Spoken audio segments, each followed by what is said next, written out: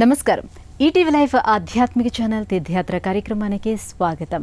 విజయవాడ గుంటూరు జాతీయ రహదారికి ఆనుకొని ఆచార్య నాగార్జున విశ్వవిద్యాలయం ఎదురుగా సువిశాల మైదానంలో సుందరంగా రమణీయంగా నిర్మితమైన శ్రీ భూ సమేత దశావతార శ్రీ వెంకటేశ్వర స్వామి ఆలయం నవ్యాంధ్రకు రాజధాని అయిన అమరావతికే తలమానికంగా భాసిల్లుతోంది. ఇవాల్టి ఈటీవీ లైవ్ ఆధ్యాత్మిక ఛానల్ తీర్థయాత్ర కార్యక్రమంలో ఈ ఆలయ విశేషాలను గురించి తెలుసుకుందాం.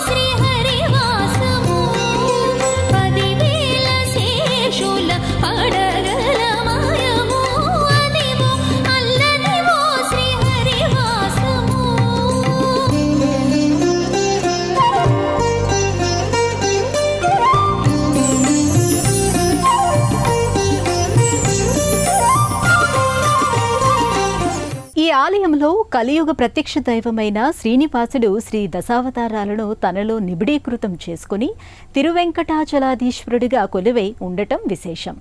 ప్రపంచంలో మరి ఏ ఆలయంలోనూ ఇలాంటి విశిష్టమైన విగ్రహం కనిపించదు.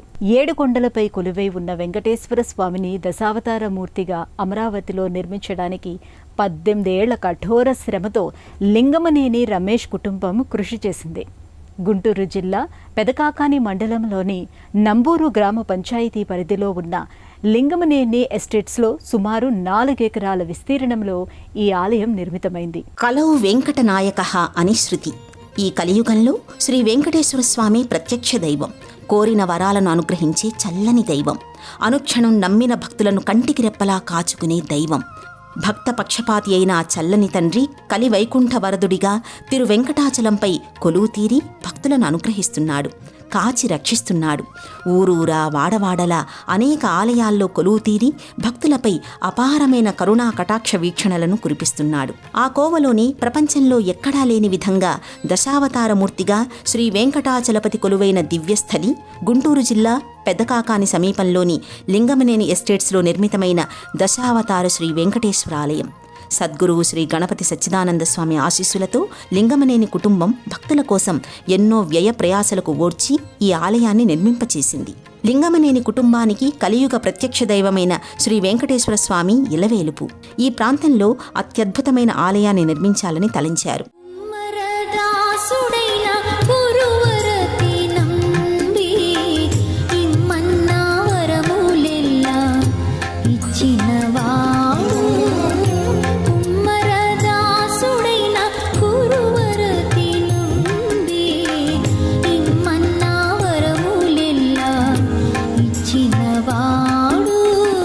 దొమ్మలు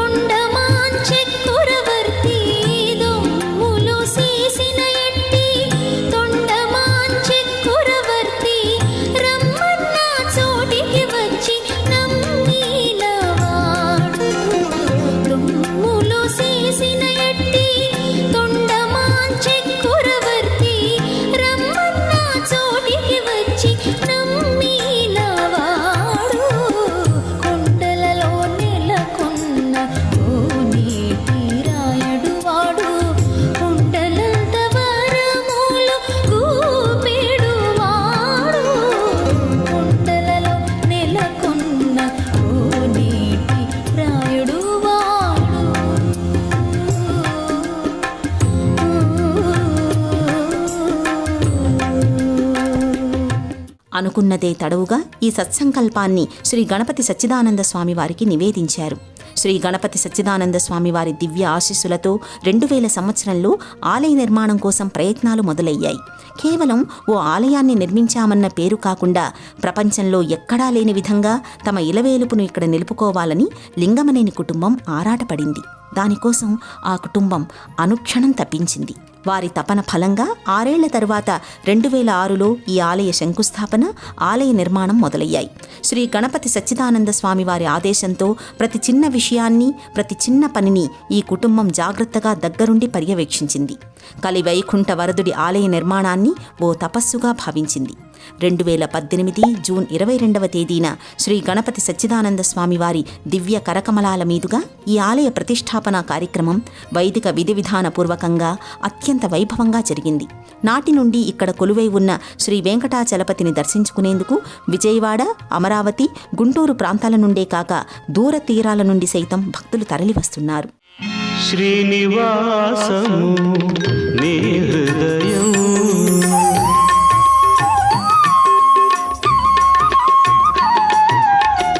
శ్రీనివాసము నీ హృదయం చిద్విలాస వికాసమయం చిద్విలాస వికాసమయం శ్రీనివాసము నీ హృదయం నిన్ను తలచినచో ప్రతి ఉదయం నిన్ను తలచినచో ప్రతి ఉదయం పుడమి జనులకు అభయం అభయం పుడమి జనులకు అభయం అభయం శ్రీనివాసము నీ హృదయం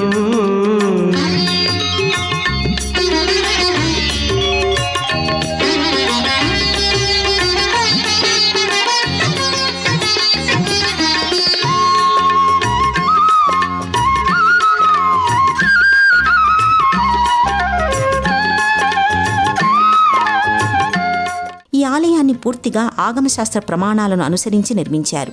విగ్రహాలను మలచే స్థపతి, ఆలయ నిర్మాణంలో కీలక పాత్రను పోషించే శిల్పులు, నిర్మాణ రంగ కార్మికులు సైతం ఆలయ నిర్మాణం మొదలైనది మొదలు పూర్తయ్యే వరకు పూర్తిగా స్వామివారి ఆదేశాలను తూచా తప్పకుండా పాటించారు. ప్రధాన శిల్పి రమణ స్వామివారి మూల విరాట్టు రూపాన్ని చిత్రీకరించి స్వామివారికి చూపించి అనుమతి తీసుకున్నారు. కర్నూలు జిల్లా ఆళ్లగడ్డకు చెందిన శిల్పి వి సుబ్రహ్మణ్య ఆచార్యులు స్వామివారి ఆదేశం మేరకు పూర్తిగా ఆలయాన్ని రాతితోనే నిర్మించే బాధ్యతను స్వీకరించారు. కోయంబత్తూరు సమీపంలోని తిరుమురుగన్ పూండి వాసవ్యులైన స్థపతి ఎస్ కనకరత్నం శ్రీ భూసమేత దశావతార వెంకటేశ్వర స్వామి, లక్ష్మీదేవి, గణపతి, విశ్వక్సేన ఆళ్వార్, గరుడాళ్వార్, హయగ్రీవాచార్యుల విగ్రహాలను అద్భుతంగా మలిచారు. 7 అంతస్తుల సమున్నతమైన గాలిగోపురం ఈ ఆలయానికి విచ్చేసిన భక్తులకు సాదరంగా స్వాగతం పలుకుతుంది. ఈ గాలిగోపురం మీద దశావతారాలు, శ్రీ మహావిష్ణువు పరివార దేవతలు కొలువుతీరి ఉంటారు. తూర్పుగోదావరి జిల్లా రామచంద్రాపురం తాలూకా అంగర గ్రామానికి చెందిన వీరబాబు సప్తదళ రాజగోపురాన్ని, 60 అడుగుల 9 అంగుళాల ఎత్తైన ధ్వజస్తంభాన్ని శాస్త్రోక్తంగా నిర్మించారు. గాలిగోపురాన్ని దాటుకుని లోపలికి అడుగుపెట్టగానే బలిపీఠం, సమున్నతమైన ధ్వజస్తంభం కనిపిస్తుంది. ధ్వజస్తంభాన్ని దాటుకుని ప్రధాన ఆలయం వైపుకు వెళ్లే మార్గంలో కుడిచేతి వైపున స్వామివారి సర్వసేనాని అయిన విశ్వక్సేనుడు కొలువుతీరి ఉంటాడు. విశ్వక్సేనుణ్ణి దర్శించుకుని ముందుకు కదిలిన భక్తులు ఆలయ ముఖమంటపానికి చేరుకుంటారు. తిరువీధుల మెరసి దేవదేవుడు, తిరువీధుల మెరసి దేవదేవుడు, గరిమల మించిన సింగారముల తోడను, తిరువీధుల మెరసి దేవదేవుడు, గరిమల మించిన సింగారముల తోడను, తిరువీధుల మెరసి దేవదేవుడు, దేవదేవుడు, దేవదేవుడు.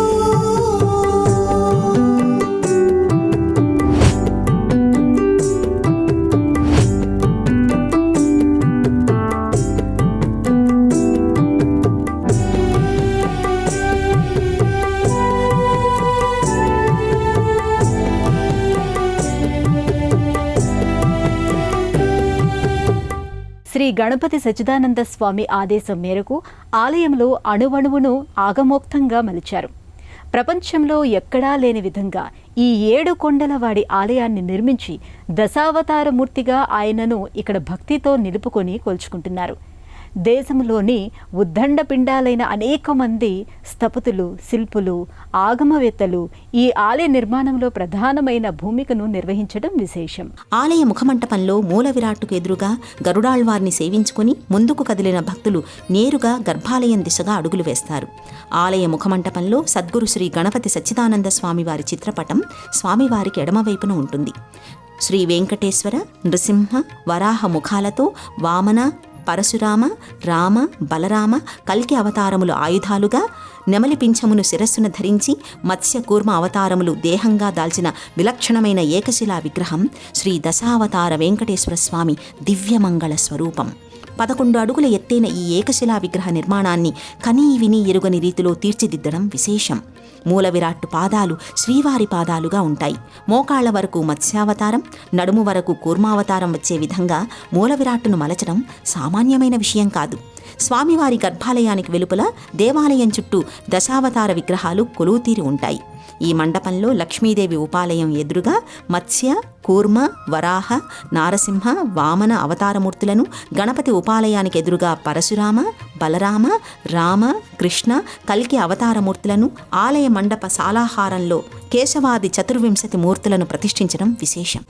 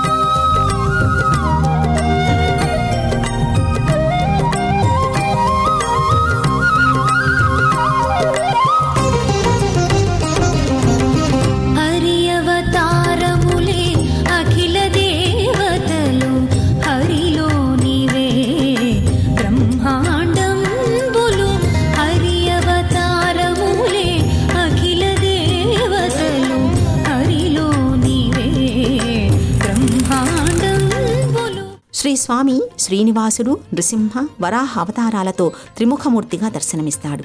మూలమూర్తికి ఉన్న అష్టభుజాల్లో వామనావతారానికి సూచికగా ఒక చేతిలో గొడుగు, రామావతారానికి సూచికగా మరో చేత విల్లమ్ములు, పరశురామావతారానికి సూచికగా పరశువు, కల్కి అవతారానికి సూచిక ఖడ్గము ఉంటాయి.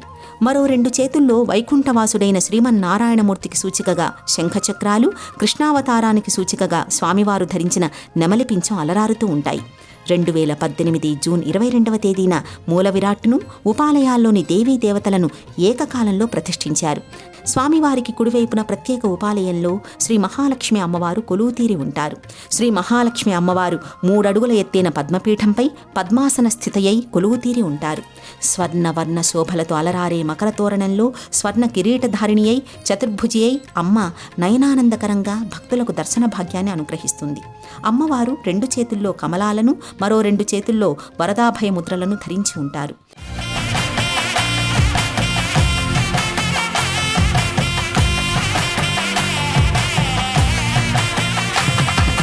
పాలసంద్రమందు పుట్టి వైకుంఠమున మెట్టి వేల కాంతులీను తల్లి నీకు మంగళం.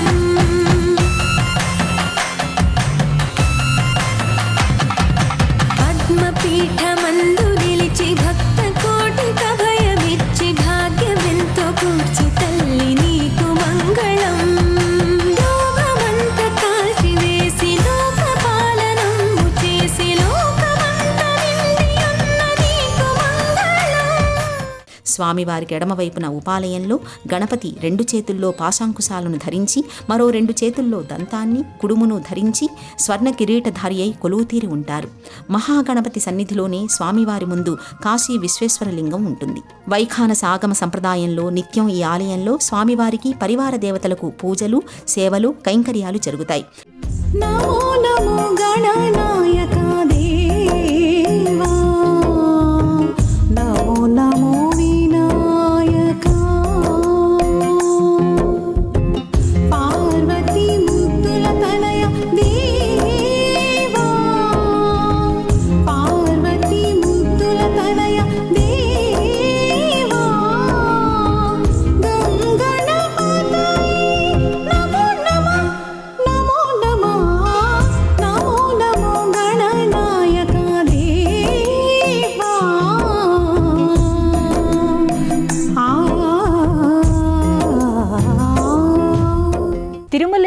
జరిగినట్లుగానే ఈ ఆలయంలో కొలువై ఉన్న దశావతార వెంకటేశ్వర స్వామికి నిత్య పూజలు, సేవలు, కైంకర్యాలు జరుగుతాయి. సంవత్సరం పొడవునా జరిగే విశేషమైన ఉత్సవాలు, పండుగలతో ఈ ఆలయం అనంతమైన ఆధ్యాత్మిక చైతన్యానికి ప్రతీకగా శోభిల్లుతూ ఉంటుంది. ఈ ప్రాంగణంలోకి అడుగుపెట్టిన భక్తులకు స్వామి రూపు మదిలో శాశ్వతంగా నిలబడిపోతుంది. ఉదయం 5:30 ఈ ఆలయంలో గోపూజ జరుగుతుంది. గోపూజ జరిగిన తరువాత దేవాలయం చుట్టూ గోవు ప్రదక్షిణ చేస్తుంది. ఉదయం 6 గంటలకు స్వామివారిని సుప్రభాత సేవతో మేల్కొలుపుతారు. నిద్ర లేవగానే స్వామివారు ముందుగా సకల దేవతా స్వరూపమైన గోమాతను దర్శిస్తారు. నిత్యం ఉదయం 6:30 స్వామివారికి తోమాల సేవ జరుగుతుంది. అనంతరం స్వామికి ప్రాతకాల అర్చన, తర్వాత 7:20 నుండి భక్తులకు స్వామివారి దర్శన భాగ్యం కలుగుతుంది. నిత్యం ఈ ఆలయంలో స్వామివారికి హోమము, బలిహరణ ఆగమోక్తంగా జరుగుతాయి. రాత్రి 8 గంటలకు స్వామివారికి మహామంగళ హారతి, 8:15 ఏకాంత సేవ జరుగుతాయి. మిగతా ఉపాలయాల్లోని దేవీ దేవతలందరికీ కూడా ఈ విధంగానే నిత్య పూజలు, సేవలు, కైంకర్యాలు జరుగుతాయి. నెలలో ఒక్కసారి పౌర్ణమి తిథిన స్వామివారి మూలమూర్తికి అభిషేకం, నిజరూప దర్శనం ఉంటాయి. నిత్యం గర్భాలయంలో వేంచేసి ఉన్న భోగ శ్రీనివాసమూర్తికి అభిషేకం జరుగుతుంది. రాత్రి వేళ జరిగే ఏకాంత సేవ కూడా ఈ బేరానికే జరుగుతుంది. ప్రతి నెల శ్రవణ నక్షత్రం రోజున మాస కళ్యాణోత్సవం వైభవంగా జరుగుతుంది. ప్రతి ఆదివారం రాత్రి 7:30 గంటలకు స్వామివారికి పల్లకీ సేవ జరుగుతుంది. అనునిత్యం ఈ ఆలయంలో అమ్మవారికి కుంకుమార్చన, అష్టోత్తర శతనామార్చన జరుగుతుంది. ప్రతి మంగళవారం అమ్మకు పంచామృతాలు, విశేషమైన సుగంధ ద్రవ్యాలతో అభిషేకం జరుగుతుంది. ప్రతి నెల అమావాస్య తిథిన అమ్మవారికి ధనలక్ష్మి పూజ, కనకాభిషేకం, నక్షత్ర దీపాలంకరణ సేవ జరుగుతాయి. గణపతికి ప్రతి బుధవారం అభిషేకం, ప్రత్యేక పూజలు జరుగుతాయి. ప్రతి నెల సంకష్టహర చతుర్థికి ఈ ఆలయంలో సామూహికంగా ఈ వ్రతాన్ని జరుపుకుంటారు. నిత్యం కాశీ విశ్వేశ్వరుడికి నమక చమక రుద్రాలతో అభిషేకం, అన్నాభిషేకం విశేషంగా జరుగుతుంది.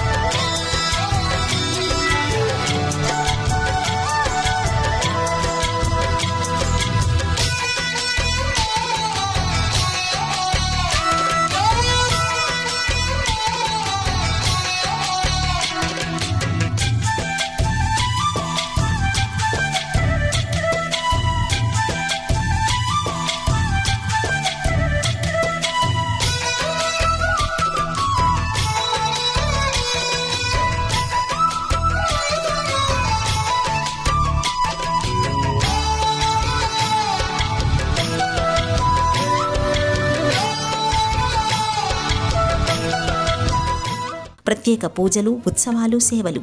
ఏటా జూన్ నెలలో స్వామివారికి బ్రహ్మోత్సవాలు, అక్టోబర్ నెలలో పవిత్రోత్సవాలు జరుగుతాయి. బ్రహ్మోత్సవాలలో, పవిత్రోత్సవాలలో ఆఖరి రోజున స్వామివారి ఉత్సవ విగ్రహాలను లింగమనేని టౌన్షిప్లో ఊరేగించి అక్కడ ఉన్న చెరువులో స్వామివారికి వైభవంగా తెప్పోత్సవం జరుపుతారు. స్వామివారిలో ఏకాదశి రూపాలు ఉన్నాయి కనుక 11 శనివారాలు స్వామివారికి ప్రదక్షిణ చేసిన భక్తులకు ధర్మబద్ధమైన కోరికలన్నీ సత్వరమై నెరవేరుతాయని గణపతి సచ్చిదానంద స్వామి సెలవిచ్చారు. ఆ ప్రకారం దూర తీరాల నుండి సైతం భక్తులు ఈ ఆలయానికి వచ్చి 11 శనివారాల పాటు ప్రదక్షిణలు చేస్తారు. నిత్యం ఈ ఆలయంలో భక్తులందరికీ ఉదయం 11 గంటల నుండి మధ్యాహ్నం 1 గంట వరకు అన్నప్రసాద వితరణ ఉంటుంది. ఆలయ దర్శన వేళలు. ఈ ఆలయం ఉదయం 5:30 నుండి మధ్యాహ్నం 12:30 వరకు, తిరిగి సాయంత్రం 5 గంటల నుండి రాత్రి 8:30 వరకు భక్తుల దర్శనార్థం తెరిచి ఉంటుంది. ప్రయాణ సౌకర్యాలు. గుంటూరు, విజయవాడ ప్రధాన రహదారిలో నాగార్జున విశ్వవిద్యాలయానికి ఎదురుగా ఉన్న ఈ ఆలయానికి చేరుకోవడానికి నేరుగా గుంటూరు, మంగళగిరి, విజయవాడ పట్టణాల నుండి బస్సు ప్రయాణ సౌకర్యం, స్థానిక రవాణా సౌకర్యాలు మెండుగా అందుబాటులో ఉంటాయి. దేవాలయం కింది భాగంలో శ్రీ గణపతి సచ్చిదానంద స్వామి వారి ప్రవచనాలను ఏర్పాటు చేసే నిమిత్తం సువిశాలమైన హాలును, దానిలో చక్కటి వేదికను నిర్మించారు. ఆలయాన్ని దర్శించినప్పుడల్లా శ్రీ గణపతి సచ్చిదానంద స్వామి ఈ హాల్లో ఉన్న వేదికపై ఆసీనులై అనేక విశేష కార్యక్రమాలను, ప్రవచనాలను అనుగ్రహిస్తారు. ఇవి ఈ ఆలయం విశేషాలు. మళ్ళీ వచ్చే ఎపిసోడ్లో మరో ఆలయం విశిష్టతను గురించి తెలుసుకుందాం. అంతవరకు సెలవు. నమస్కారం.